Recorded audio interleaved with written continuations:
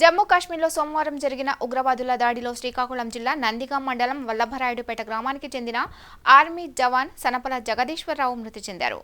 జమ్మూ కాశ్మీర్ పరిధిలోని అనంతనాగ ప్రాంతంలో డోగ్రా వద్ద విధి నిర్వహణలో ఉండగా ఉగ్రవాదుల దాడిలో జగదీశ్వరరావు ప్రాణాలు కోల్పోయాడు. సనపల జగదీశ్వరరావు హవాల్దార్గా ఉంటూ సైన్యంలో 22 సంవత్సరాలు సేవలందిస్తున్నారు. భార్య సమత దిమిలాడ గ్రామం సచివాలయంలో మహిళా పోలీసుగా ఉద్యోగం చేస్తున్నారు. మృతి చెందిన జవాన్కు మోక్షప్రియ దీక్షిత అనే 2 కుమార్తెలున్నారు. విషయం తెలియడంతో ఆ గ్రామంలో విషాద ఛాయలు అలుముకున్నాయి. కుటుంబ సభ్యులు కన్నీరు మున్నీరవుతున్నారు.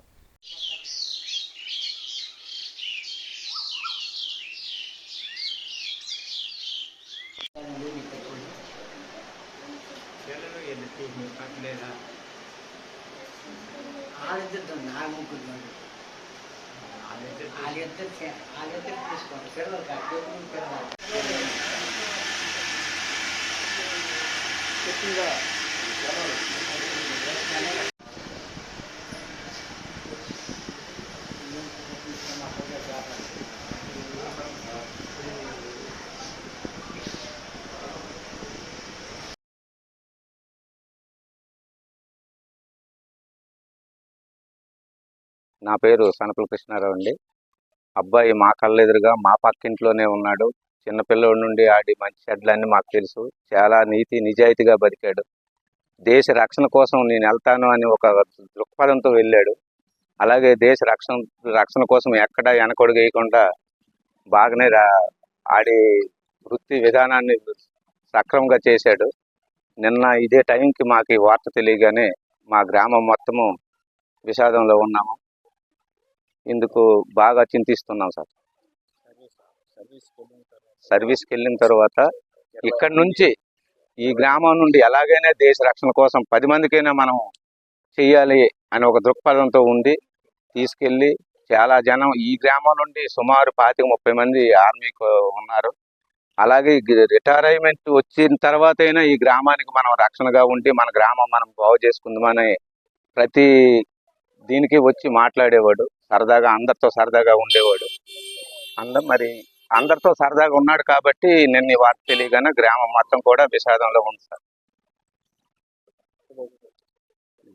సనపల జగదీశ్వరరావు అనే వ్యక్తి నాకు అన్నయ్య కొడుకు. చిన్నప్పటి నుండి మా చేతుల మీదే పెరిగాడు. మేము ఆడు ఇంటర్మీడియట్ అయిన తర్వాత ఆర్మీ రిక్రూట్మెంట్ వస్తే దానికి సెలెక్ట్ అయ్యాడు. దాని వెంటనే అలా పోస్టింగ్ వచ్చింది. అలాగా 2003లో పోస్టింగ్ వచ్చింది. అప్పటి నుండి ఇప్పటి వరకు సర్వీసులో ఉన్నాడు. దేశ సేవ కొరకే ఈ సర్వీసు నేను కరెక్ట్గా చేస్తాను, నిజాయితీగా వెళ్తాను అనే ఉద్దేశంతో ముందుకు సాగాడు. ఇప్పటి వరకు బాగానే ఉన్నాం. అనుకోకుండా మాకు ఈ వార్త వినవలసి వచ్చింది. నిన్న మధ్యాహ్నం మాకు తెలిసింది.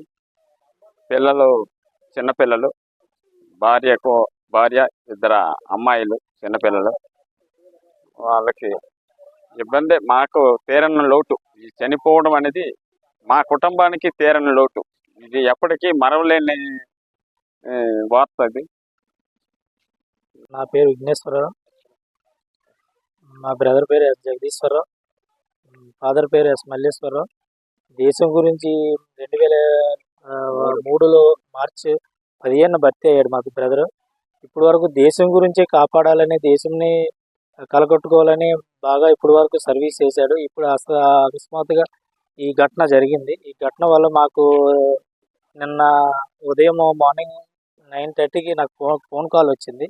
జమ్మూ కాకినాడ అక్కడి నుంచి వచ్చి ఇంకా మీ బ్రదరు ఫైరింగ్లో ఈ స్థితి జరిగింది.